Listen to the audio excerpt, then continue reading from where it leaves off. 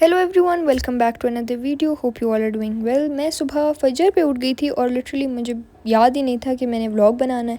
खैर, मैंने 7 o'clock vlog start किया। फिर उसके बाद मैं रिविज़न कर रही थी इस्लामियात की। Then I started getting ready और उसके बाद बस मैं जल्दी जल्दी तैयार हुई और मैंने अपनी नोट्स वगैरह चीज़ें उठा ली एंड देन आई लेफ़्ट। और मैं इतनी पैनिक हो गई थी कि मैं लिटरली अपना कैलकुलेटर भी ले गई थी इस्लामियात के पेपर में। अच्छा जी, सो मैं अभी पेपर दे के आई हूँ और ये मेरे हाथों की हालत ख़राब हो गई है। खैर, पेपर बहुत अच्छा आया था अल्हम्दुलिल्लाह, बहुत ज़्यादा अच्छा आया था। पीर वाले जो क्वेश्चंस थे आई वाज होपिंग कि वो ना आए and I am so glad कि वो नहीं आए हैं। और हमारा अगेन हार्ड एरिया पेपर आया था, लेकिन MCQ सब्जेक्टिव सब बहुत इजी था, बहुत अच्छा पेपर था। I am very happy about it. So अब जब मैं घर पहुंच जाऊंगी एंड वहाँ पे फिर मैं आप लोग को डिटेल्ड एनालिसिस दे दूँगी इस्लामियात का भी और केमिस्ट्री का भी। And then again we have to go on an event रात को, तो फिर मैं आप लोग को वो भी दिखाऊंगी। सो या और येस, आप लोगों ने जो मेरे 2K व्यूज़ थे, मैंने कहा था कि अगर 12 to 13 आवर्स में हो जाएंगे तो फिर मैं ब्लॉग अपलोड करूँगी ये वाला, और वो आप लोगों ने कर दिए हैं। So as per the promise I am making this blog and I upload it इंशाल्लाह as soon as possible. So yep, let's see. अच्छा, घर तो मैं पहले ही आ गई थी, लेकिन अगेन मैं बैठी हुई थी, वैसे ही कुछ नहीं किया ना, मैंने पढ़ा। और उसके बाद I went to sleep around 4:15 और मैं उठी अराउंड 6:30 या 6:45। तो उसके बाद फिर मुझे जाना था, I had to start getting ready. अच्छा जी, मैं बार बार व्लॉग बनाना भूल जाती हूँ। I don't know what's up with me. मैंने बहुत टाइम से व्लॉग नहीं बनाया, मैं बार बार भूल जाती हूँ। सो मैं 6:45 तक उठ गई थी, फिर मैंने असर की नमाज़ पढ़ी और now I am getting ready and I am getting very very very late. और अभी मैंने अपना मेकअप स्टार्ट किया है और उसके बाद मुझे तैयार होना है and then we have to go. So let's just get ready in 5 minutes क्योंकि टाइम बहुत कम है। Okay, I am wearing this dress. ये है शनायर का, सारा इस पे काम हुआ है। और आई एम गेटिंग सो लेट। मैं आप लोग को अपनी ज्वेलरी वगैरह भी बाद में दिखा दूँगी वापस आके, लेकिन I am going now, let's go. अच्छा, जल्दी जल्दी में मैं जब अपनी ज्वेलरी निकाल रही थी तो उधर एक पेज पड़ा हुआ था, पेपर, और उस पेपर से मुझे इतना बुरा कट लगा that my finger kept bleeding और अभी भी स्वेल हो गई है। लिटरली इतना ज़्यादा बुरा कट लगता है ना paper cut. I hate paper cut so much. खैर, बस फिर मैंने आप लोग को अपनी थोड़ी सी ज्वेलरी दिखाई। I was wearing these rings और ये बैंगल्स। खैर, फिर हम पहुंच गए थे, वहाँ पे बहुत सारे क्यूट क्यूट से बच्चे थे and I kept playing with them. I love kids so much. तो यहाँ पे बहुत सारे क्यूटी क्यूटी बेबीज़ थे और मैं सबको प्यार किए जा रही थी। दे लुक्ड सो क्यूट, इतने प्यारे प्यारे से तैयार होके आए हुए थे, क्यूटूज़ लग रहे थे। खैर, पठानों में एक रस्म होती है, जो इंगेजमेंट होती है ना, उसमें ये चीज़ होती है, उसको दस्माल कहते हैं। और ये जो है ना लेकर आते हैं, तो इसका इस ये शो करता है कि ये एक इंगेजमेंट है। तो ये पठानों का एक ट्रेडिशन है and you can chat GPT about it. उसके बाद फिर खाना वाना लग गया था, घर में ही इवेंट था, बहुत सारे लोग आए हुए थे, खाने की अरेंजमेंट थी, देवर राइस, चिकन कोरमा था, बारबेक्यू आइटम्स थे, और हलवा पूरी वाला जो होता है इवेंट में, जिस तरह मेहंदी का जो मेन्यू नहीं होता उस तरह का मेन्यू था। सो बस फिर वी हैड फूड और मैंने क्लिप्स बनाई। My phone was literally eight 1%, क्योंकि जब मैं तैयार हुई थी ना, जब मैं निकलने लगी आई रियलाइज़ कि मेरा फ़ोन तो 11% पे है। और जब मैं वहाँ पहुँची तो आई एम सो ग्लैड कि मेरा पूरा टाइम एंड तक फ़ोन चल गया था। 1% पे भी जब मैं घर आई ऑफ़ नहीं हुआ था, मतलब 1% पे फिर भी चल गया था। फिर मैंने ग्रीन टी वगैरह पी, finally left. This was the choker that I was wearing, it looked so nice, बहुत ज़्यादा अच्छा लग रहा था। It was adding bling to my dress. बस फिर हम 1:15 तक घर आए और यस, और ये रहा एनालिसिस। तो देखिए आप लोग फिर पेपर का एनालिसिस। अच्छा जी, तो एज़ पर द प्रॉमिस कि 2K के बाद मैं आप लोग के लिए वीडियो अपलोड कर दूंगी, और 2K हो गए हैं तो इसलिए मैंने सोचा कि मैं एनालिसिस की वीडियो बना दूं। और अगली बात ये है कि आप लोगों ने कहा था कि फ़िज़िक्स का 5 डेज़ का स्केड्यूल भी बना दें, तो वो प्रॉबेबली कल या परसों तक मैं अपलोड कर दूंगी। आज तो नहीं हो सकता, लेकिन मैं कर दूंगी अपलोड। अगर इस वाली वीडियो पे आप लोगों ने 3K कर दिए विद इन 9 आवर्स, तो फिर मैं फ़िज़िक्स वाली कल अपलोड कर दूँगी, और अगर नहीं हुआ है तो फिर परसों अपलोड करूँगी। So let's get started now. सबसे पहले हम अच्छे वाले पेपर की बात करेंगे, हम अच्छे वाले पेपर से स्टार्ट लेंगे। और मैं आप लोग को पहले बता दूँ 2-3 चीज़ें। एक पेपर जो फेडरल बोर्ड का होता है वो लोकल पेपर होता है, एक हार्ड एरिया पेपर होता है। और हार्ड एरिया और लोकल पेपर कौन सा है, मतलब जब आपके पास पेपर आ जाता है आपके हॉल में या जहाँ पे आप पेपर दे रहे हैं, तो आपको कैसे पता चलता है कि आपका हार्ड एरिया है या लोकल एरिया है? पहले वो मैं आपको बता दूँगी, और ये बता देती हूँ कि बच्चों को ये कन्फ्यूजन है कि हार्ड एरिया और लोकल एरिया बनाते क्यों हैं। फेडरल बोर्ड वाले हार्ड एरिया और लोकल एरिया की कोशिश करते हैं कि डिफ़िकल्टी लेवल सेम हो, लेकिन कभी कभी ये होता है कि हार्ड एरिया का पेपर मुश्किल होता है, लोकल एरिया का थोड़ा ईजी होता है। तो हार्ड एरिया और लोकल एरिया दो पेपर्स इसलिए बनाते हैं, पहले तो फेडरल बोर्ड की बहुत जो है ना सिक्योरिटी हाई लेवल की होती है, पेपर लीक होने के चांसेस होते ही नहीं हैं, लेकिन फिर भी उन्होंने इस चीज़ से बचने के लिए दो पेपर बनाए हुए होते हैं कि खुदा ना खास्ता अल्लाह ना करे अगर पेपर लीक हो जाता है तो सुबह तो वो दूसरा पेपर नहीं बना सकते ना, तो दूसरा पेपर उनके पास रेडी पड़ा होता है, जस्ट इन केस कोई भी मिसहैप हो जाए तो वो ये वाला पेपर यूज़ कर सकते हैं। लेकिन इस चीज़ की प्रोबेबिलिटी बहुत कम होती है और ऐसा कभी फेडरल बोर्ड में हुआ भी नहीं है, क्योंकि इसकी बहुत ज़्यादा सिक्योरिटी होती है और ये चीज़ें होती नहीं हैं फेडरल बोर्ड में। तो आप लोग को कैसे पता चलेगा कि आप लोग का हार्ड एरिया या लोकल एरिया है? आपका जो ये पेपर है ना, इसमें नीचे अगर आप लोग यहाँ देखें, यहाँ पे लिखा है 1HA। HA का मतलब होता है हार्ड एरिया, और LA अगर लिखा हो तो मतलब लोकल एरिया का पेपर है। इसी तरह आपके ऑब्जेक्टिव पे भी लिखा होता है और आपके सब्जेक्टिव पे भी लिखा होता है। तो हम सबसे पहले स्टार्ट करते हैं इस्लामियात के पेपर से, जो कि बहुत ही हसीन पेपर आया था। मेरा हार्ड एरिया पेपर आया था, लेकिन हार्ड एरिया पेपर भी इस बार बहुत इजी था। तो सबसे पहले हमारे पास जो दो क्वेश्चन आए हैं उसमें सबसे पहला क्वेश्चन है अकीदा ख़त्म नबूवत से क्या मुराद है। अगर आप मुसलमान हैं, आपने बचपन से ये चीज़ सुनी हुई है, आपको पता है ये क्या चीज़ है, अगर आप पढ़ के भी नहीं गए होंगे ना, ये आपको पता है कि अकीदा ख़त्म नबूवत होता क्या है। इसी तरह फिर दो राइट्स लिखने थे, असातिज़ा के कोई से दो हकूक़ तहरीर करें, तमीज़ से बात करना, उनके सामने अदब से बैठना, ये इस तरह की बेसिक चीज़ों वाला क्वेश्चन आया था। सेकंड क्वेश्चन में हमारे पास आ जाता है दो एग्जांपल्स लिखनी थी आप सल्लल्लाहु अलैहि वसल्लम की बच्चों पर शफ़क़त के हवाले से, दो मिसालें लिखनी थी। ये भी बहुत इजी है, हमारे बुक में दिया हुआ था काफ़ी मटेरियल, तो ये इजी था बहुत। उसके बाद हमारे पास इसी के ऑप्शन में आया हुआ है कि अहद खिलाफत राशिदा में खलीफा से जवाबदही की दो मिसालें तहरीर करें, कि मतलब खलीफा से लोग कैसे जवाबदही करते थे वो वाला सब। और उसके बाद हमारे पास तीसरा क्वेश्चन आता है आयात अहकाम से क्या मुराद है। आयात अहकाम की बहुत ही, अगर आपको इसकी डेफिनेशन पता ना भी हो ना, इस वर्ड से ही आपको पता चल जाता है कि इसका क्या मतलब है। साथ ही हमारे पास क्वेश्चन आ जाता है 2 major miracles of prophet peace be upon him. तो मौजज़ात लिखने थे, आप सल्लल्लाहु अलैहि वसल्लम के दो बड़े मौजज़ात लिखने थे, और मौजज़े हमारी बुक में बहुत सारे गिवन है। फिफ्थ क्वेश्चन हमारे पास आ जाता है कि दो सोल्यूशन बताएं for the prevention of Islamophobia, और उसी के ऑप्शन में आ जाता है व्हाट इज़ मेंट बाय बरज़ख। तो बहुत ज़्यादा इजी क्वेश्चन आए थे, शॉर्ट क्वेश्चंस बहुत इजी आए थे। ऐसे क्वेश्चंस थे कि जो पढ़ के ना भी गया हो ना, वो ये बेसिक नॉलेज वाले क्वेश्चंस थे, वो इजीली अटेम्प्ट हो सकते थे, हैं भी 2-2 मार्क्स के, तो बहुत ईजी थे। उसके बाद हमारे पास आ जाते हैं सेक्शन सी के लॉन्ग क्वेश्चन। सेक्शन सी के लॉन्ग क्वेश्चन इतने प्यारे आए हुए थे ना, मेरा तो दिल खुश हो गया था, क्योंकि मुझे सबसे ज़्यादा डर उन लास्ट 6 चैप्टर्स का था कि उसमें से ना आए। जो हमारे पास पीर वाले क्वेश्चंस थे, और जो हमारे पास खुलफाए राशिदीन और आयमा कराम वाले क्वेश्चंस थे ना, आयमा अहले बैत वाले, वो थोड़े से डिफ़िकल्ट लग रहे थे मुझे, और सब बच्चों को लग रहे थे। कमेंट्स में मुझे बहुत लोगों ने कहा था कि वो वाले क्वेश्चंस मुश्किल लग रहे हैं, तो उसके लिए मैं इतनी दुआएं करके गई थी कि बस वो ना आए, and I am so happy कि वो नहीं आए। एक क्वेश्चन हमारे पास ज़कात आया है, और ज़कात के इम्प्लीमेंटेशन की वजह से जो हमारी इकॉनमी पे इफ़ेक्ट पड़ता है वो आया था, तो ये बहुत ईजी क्वेश्चन था, मैंने ये वाला अटैम्प्ट किया। और इसके सामने ही दूसरा क्वेश्चन था कि आप सल्लल्लाहु अलैहि वसल्लम के 4 माशी तालीमात बयान करें और उसकी अहमियत, हमारे मतलब इम्प्लीमेंटेशन से क्या फ़ायदा मिलता है। तो ये क्वेश्चन एक आया था, ये भी इजी था। उसके बाद फिर हमारे पास अगर आ जाता है फोर्थ क्वेश्चन अगर हम देखें, तो हमारे पास आ जाता है इस्लामी निशात सानिया का मफहूम लिखे, और इज्तमाई और इनफरादी तौर पर क्या हमारी ज़िम्मेदारियाँ हैं। ये भी आसान क्वेश्चन था। और इसके ऑपोजिट क्वेश्चन में था माशरती ताल्लुक़ के कोई से 3 अखलाक व आदाब तहरीर करें, और सोशल मीडिया के हदूद व क़यूद लिखें। अब देखें, सोशल मीडिया को लिमिट्स और रिस्ट्रिक्शंस जो है ना, वो हर कोई अपने बेसिस पे लिख सकता है, मतलब ये इतना कोई मुश्किल क्वेश्चन था ही नहीं। इसके लिए आपको बुक से मेमोराइजेशन की ज़रूरत ही नहीं थी। शुरू हाफ जो है ना, first half of the question, उसके लिए आपको मेमोराइजेशन की नीड थी। सेकंड हाफ में आप खुद से भी लिख सकते थे, ये इस तरह का क्वेश्चन आया हुआ था। तो मैंने एक ये सोशल मीडिया वाला अटैम्प्ट किया और एक ज़कात वाला। आगे आ जाते हैं हमारे पास ये कुरानिक वर्सेस। अभी मैंने आप लोग को पहले भी कहा था कि कुरानिक वर्सेस की प्रेपरेशन करके ही ना जाएँ, क्योंकि वो तर्जुमा दिया हुआ होगा, उसी से क्वेश्चंस पूछे होंगे। मैंने ख़ुद भी कोई प्रेपरेशन नहीं की थी आयात की, मैं बस सिर्फ प्रेपरेशन करके गई थी लॉन्ग क्वेश्चंस की और शॉर्ट क्वेश्चंस की, विच इज़ चैप्टर प्रेपरेशन मतलब। तो मैं इसकी प्रेपरेशन करके नहीं गई थी, क्योंकि 6 सूरतें थी, 6 सूरतें करना बहुत मुश्किल था, बहुत कम टाइम था इस लिहाज से।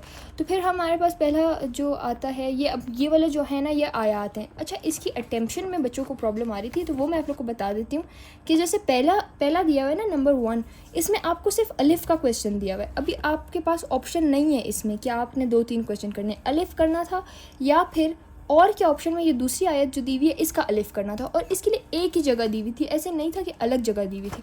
तो पहले पार्ट में हमने ये क्वेश्चन में से कोई एक करना था। फिर दूसरे क्वेश्चन में हमारे पास देखें एक ही जगह दी हुई थी लेकिन 2 क्वेश्चन है, अलिफ़ और बे। हमने वो एक ही छोटे पोर्शन में अलिफ़ बे दोनों करने थे, ये नहीं था कि आपने थर्ड वाले में करना था। थर्ड में हमारे पास 3 क्वेश्चंस दिए थे, 3 भी उसी एक जगह पे करने थे। बहुत से बच्चों ने हमारे इवेंट सेंटर में बहुत से बच्चों ने ये प्रॉब्लम आ रही थी कि वो गलत जगह पे पेपर अटेम्प्ट करे थे, स्पेशली जो आयात वाला पार्ट था। इसमें बहुत बच्चों ने बहुत गलतियाँ की हैं क्योंकि उनको समझ नहीं आ रहा था, उनको लग रहा था ये हर पार्ट जो है एक क्वेश्चन के लिए, जबकि वो एक क्वेश्चन के लिए नहीं है। अगर एक क्वेश्चन होता तो आपने एक करना था उसमें, अगर 3 क्वेश्चन होते तो भी आपने उसी प्लेस को यूटिलाइज़ करना था, कोई और जगह आप यूज़ नहीं कर सकते थे। और एक्स्ट्रा शीट वैसे भी नहीं मिलती है पेपर में। और कुछ बच्चों ने मेरे कमेंट्स में भी मुझे कहा है कि उन्होंने गलत जगह पे अटेम्प्शन किए, लॉन्ग क्वेश्चंस की गलत जगह पे अटेम्प्शन की है और इसकी भी गलत जगह पे अटेम्प्शन किया है। तो अगर आपको एग्जैक्टली पता है कि आपने क्या क्या गलत अटेम्प्ट किया है, तो आप फेडरल बोर्ड को एक ईमेल लिखें जिसमें आप अपना रोल नंबर लिखेंगे, सेंटर का नाम लिखेंगे, सब्जेक्ट लिखेंगे, अपनी सारी डिटेल्स लिख के आप फेडरल बोर्ड को लिखेंगे कि आपने कौन से क्वेश्चन को किस जगह पर गलत अटेम्प्ट किया है, और आप उनसे रिक्वेस्ट करेंगे कि वो उसी हिसाब से फिर उसको चेक करें। अगर आप ईमेल लिख देंगे अभी से तो फिर हो सकता है कि वो आपका गलत वाला पार्ट जो आपने गलत जगह पे अटेम्प्ट किया वो चेक कर लें। लेकिन अगर आप कुछ नहीं करेंगे तो वो चेक नहीं होगा, आपके खुदा न ख्वास्ता हर जगह 0 लग जाएंगे। तो ईमेल लिखनी है आपने बड़ी डिटेल सी, अपने सेंटर का नाम, अपना रोल नंबर, अपना सब्जेक्ट, हर चीज़ लिख के उनको भेजना है और उनको डिटेल से बताना है कि क्या क्या गलती हुई है। उसके बाद चलें हम पहला जैसे पढ़ते हैं। तो पहली आयत में आया था, और हम किसी कदर खौफ और भूख और माल और जानों और मेवों के नुकसान से तुम्हारी आजमाइश करेंगे और सब्र वालों को खुदा बिशारत सुना देगा।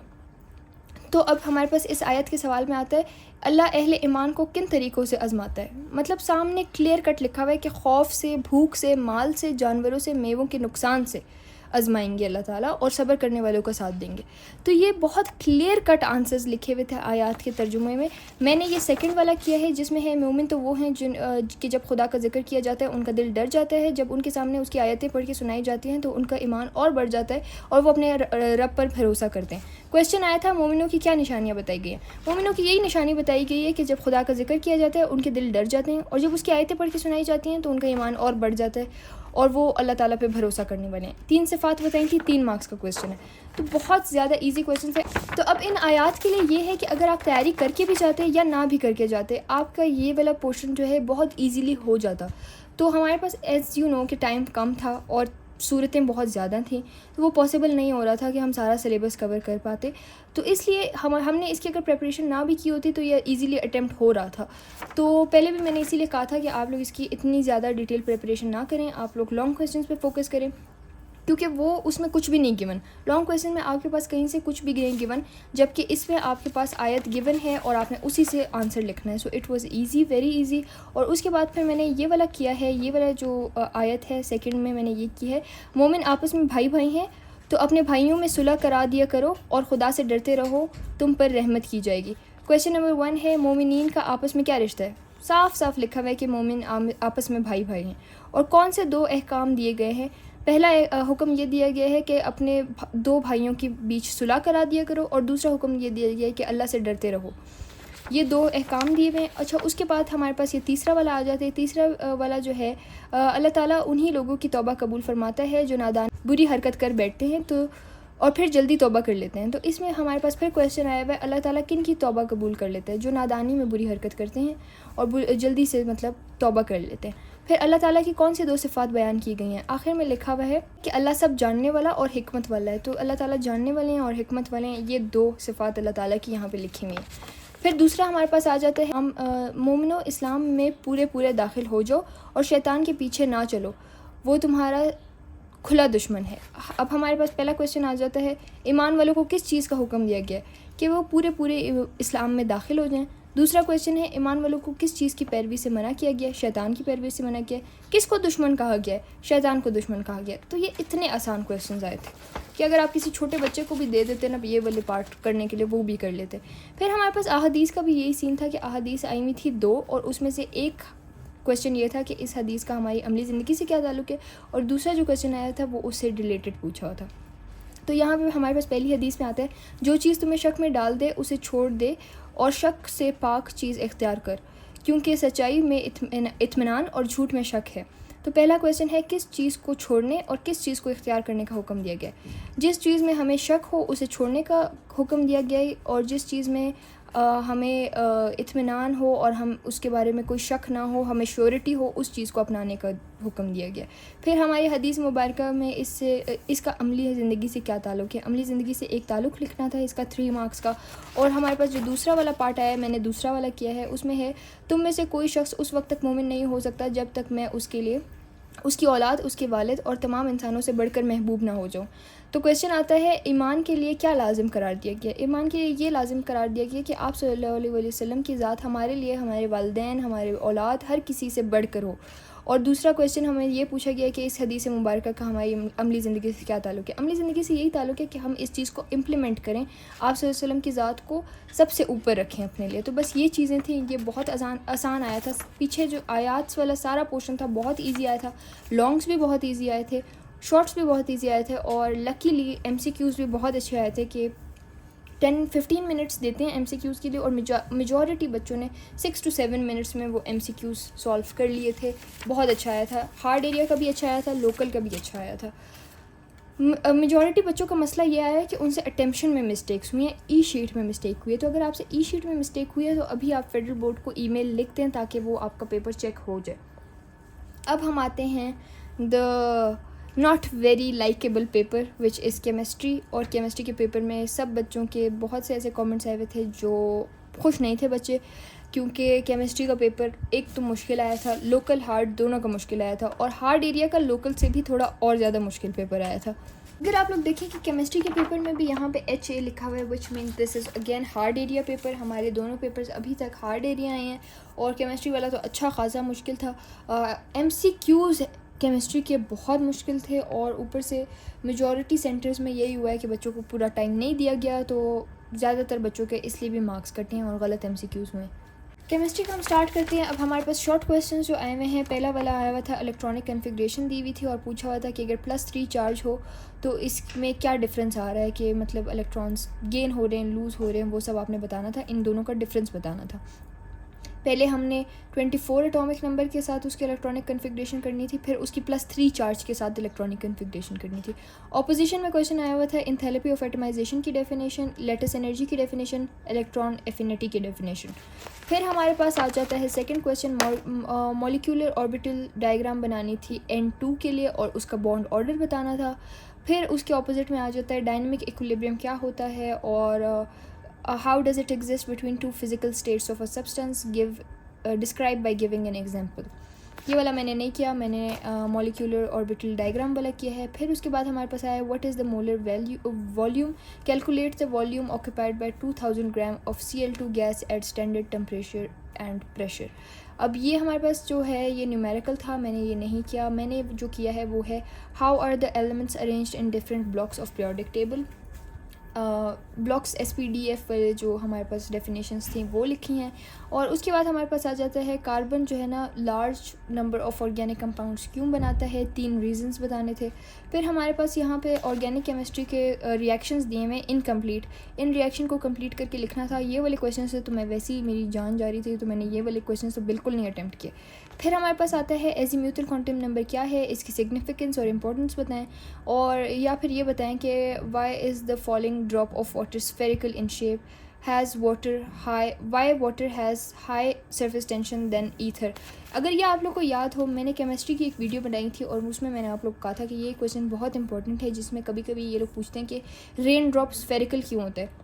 अब ज़रूरी नहीं है इन्होंने रेन ड्रॉप की बात नहीं की, बस इन्होंने ड्रॉप ऑफ वाटर की बात की है, तो ये क्वेश्चन एग्जैक्ट वही आया है, तो ये मैंने किया। और उसके बाद हमारे पास आया था justify the difference between boiling points of CH4, HCl and H2O। इसकी सबकी जो है ना इंटरमोलिकुलर फोर्सेस पे डिपेंडेंट होती हैं, तो वो डिफरेंस लिखना था। ये मैंने नहीं किया, मैंने फोटोकेमिकल स्मॉग वाला किया है और इसकी फॉर्मेशन वाला किया है। उसके बाद फिर हमारे पास आ जाता है write down 3 methods by which unusable water can be converted into clean water. ये भी बहुत इजी था और मैंने लेकिन ये वाला किया है, write down 3 harmful effects of acid rain. फिर हमारे पास आ जाता है write down 3 methods of preparation of ethyl chloride from an alcohol. और यहाँ पे फिर आ जाता है how can primary, secondary and tertiary alcohols be distinguished by applying Lucas test. फिर हमारे पास आ जाता है factors that affect the relative stability of primary, secondary and tertiary. मैंने आप लोग को हमेशा कहा था कि इफ़ेक्ट्स जो होते हैं वो बहुत इंपॉर्टेंट होते हैं। फैक्टर्स इफेक्टिंग वाले जो चीज़ें होती हैं ना, हर टॉपिक की बहुत ज़्यादा इंपॉर्टेंट होती हैं, वो आई हुई हैं। और write down the reaction of ethyl amine, और ये सब रिएक्शंस दिए हुए हैं। ऑर्गेनिक केमिस्ट्री बहुत ज़्यादा आई हुई थी और मैंने हर जगह पे ऑर्गेनिक केमिस्ट्री को डिच किया। मैंने ये क्वेश्चन भी नहीं किया, जिधर मैं उनको डिच करा सकती थी मैंने ऑर्गेनिक को डिच कराया है। उसके बाद differentiate between metal and non metallic behaviour of elements, ये वाला मैंने किया है। ये वाला एग्जैक्ट बुक से आया हुआ था, ये वाला भी आप लोग कर सकते हैं। और उसके बाद N+L रूल वाला और हुंस रूल आया हुआ है। कैटलिस्ट का effect on rate of chemical reaction by explaining the and drawing the pathway diagram as well.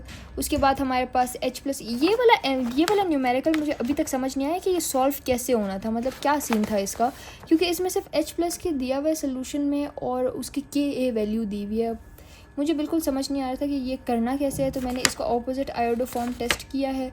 और फिर हमारे पास लास्ट में आ जाता है draw positional isomers and functional group isomers, और why is the ionisation energy HF decreased when aqueous solution of it salt is applied to it. इसमें common ion effect और ली चैटलियर्स प्रिंसिपल यूज़ करना था, ये दोनों यूज़ हो रहे थे। फिर हमारे पास आ जाते हैं लॉन्ग क्वेश्चन में पहले आया what is hybridization, write down 3 differences between sp3 and sp2 hybridization, explain bonding in BF3 on basis of hybridization. तो पहला नंबर 1 मार्क था हाइब्रिडाइजेशन की डेफिनेशन का, 3 मार्क्स थे, 3 डिफरेंसेस लिखने थे हाइब्रिडाइजेशन में sp3 और sp2 में। और उसके बाद हमारे 3 मार्क्स रह जाते हैं, वो थे BF3 की डेफिनेशन, मतलब उसकी सारी हाइब्रिडाइजेशन बतानी थी, एक्सप्लेन करनी थी। तो मैंने ये हाइब्रिडाइजेशन वाला क्वेश्चन किया है। और इसकी ऑपोजिशन में है why are alkanes chemically less reactive, और describe the mechanism of free radical chlorination of ethane to form ethyl chloride. सिर्फ एक स्टेप था इसमें, इथाइल क्लोराइड, टेट्रा क्लोरोइथेन वाला नहीं था ये। इसमें सिर्फ एक मतलब रेडिकल एक्सचेंज हो रहा था, सिर्फ वो ही लिखना था। तो ये वाला मैंने नहीं किया, मैंने बस वो वाला किया हाइब्रिडाइजेशन वाला। दोनों इजी थे, ठीक थे, मुश्किल नहीं थे इतने। सेकंड क्वेश्चन में आ जाता है physical and chemical method to recognize a system at equilibrium. अगर आपने मेरी इंपॉर्टेंट टॉपिक्स वाली वीडियोस देखी हैं तो आप ये देख सकते हैं कि मेजॉरिटी क्वेश्चंस जो हैं ना लॉन्ग के, वो ही आए हैं जो मैंने आप लोग को कहा था कि ये इंपॉर्टेंट हैं, बहुत ज़्यादा इंपॉर्टेंट है, ये नहीं छोड़ने। शॉर्ट में भी वो आए हैं, लॉन्ग में भी वो आए हैं। मैंने आपको हाइब्रिडाइजेशन का कहा था, अल्केन्स का, फ्री रेडिकल का मैंने आपको कहा था कि बहुत सारे चैप्टर्स में इसके आने की पॉसिबिलिटी बहुत ज़्यादा है, वो आया हुआ है। फिजिकल और chemical method to recognize system at equilibrium, ये मैंने आपको कहा था उस वीडियो में, बहुत इंपॉर्टेंट है, ये लॉन्ग में आया हुआ है। केमिकल रिएक्शंस आए हुए हैं, केमिकल रिएक्शंस आपको पता है ये सारे ही इंपॉर्टेंट होते हैं। फिर मैंने आपको कहा था रिलेटिव रिएक्टिविटी, वो रिलेटिव रिएक्टिविटीज़ जितनी भी होती हैं और फैक्टर्स इफेक्टिंग होते हैं वो इंपॉर्टेंट होते हैं, वो आते हैं, वो भी आया हुआ है। इसमें ऑक्सीडाइजिंग एजेंट्स के थ्रू बताना था कि मतलब halogens as oxidizing agents and halogens with their reaction with H2 by giving suitable examples. तो ये सीन था। उसके बाद फिर हमारे पास आ जाता है describe the behaviour of 1 propanol 2 propanol with respect to their reactions with. ये सारी चीज़ें दी हुई हैं आपको, रिएक्टेंट्स दिए हुए हैं कि क्या क्या रिएक्टेंट्स हैं, प्रोडक्ट्स आपने लिखने थे। उसके बाद फिर हमारे पास क्वेश्चन 6 आ जाता है 300 ग्राम्स ऑफ जिंक। ये सारा जो है ना हमारे पास एक्चुअल यील्ड और परसेंटेज यील्ड वाला हमारे पास न्यूमेरिकल है। फिर हमारे पास आ जाता है हेस लॉ। मैंने आप लोग को कहा था हेस लॉ, एक तो उसकी स्टेटमेंट इंपॉर्टेंट है, फिर उसके बॉन्ड हेबर साइकिल बहुत इंपॉर्टेंट है। तो दोनों चीज़ें आई हैं। पहले पार्ट में उन्होंने पूछा हुआ कि हेस लॉ है क्या, फिर उसके बाद उसकी अप्लाई हेस लॉ। हेस लॉ का मतलब है आपने बॉन्ड हेबर साइकिल बना करना था, उसमें बॉन्ड हेबर साइकिल बनाना नहीं था, इसमें सिर्फ आपने कैलकुलेशन करनी थी, बॉन्ड हेबर साइकिल नहीं बनाना था। तो मैंने भी नहीं बनाया बॉन्ड हेबर साइकिल, सिर्फ इसकी कैलकुलेशंस की हैं और वही मोर देन इनफ थी। तो येस दिस वाज इट। और मैंने आप लोग को जो जो चीज़ें इंपॉर्टेंट कही थी वो आई में हैं मेजॉरिटी। अभी मैं फ़िज़िक्स की भी जब इंशाल्लाह बनाऊंगी तो आप लोगों ने ज़रूर देखनी है, क्योंकि हमें बहुत सारे डिफरेंट जगहों से टीचर्स और बच्चों वगैरह सीनियर से पता चलता है कि ये टॉपिक्स इंपॉर्टेंट हैं। तो फिर जब मुझे पता चलता है तो मैं कोशिश करती हूँ कि मैं वो चीज़ जल्द से जल्द आप लोग को बता दूँ, ताकि आप लोग को कन्फ्यूजन ना हो, आप लोग को भी पता चल जाए। तो इसलिए मैं आप लोग को बता रही होती हूँ, वीडियोस बना रही होती हूँ, तो वो आप लोग देख लिया करें और आप लोग के लिए हेल्पफुल होंगी होपफुली।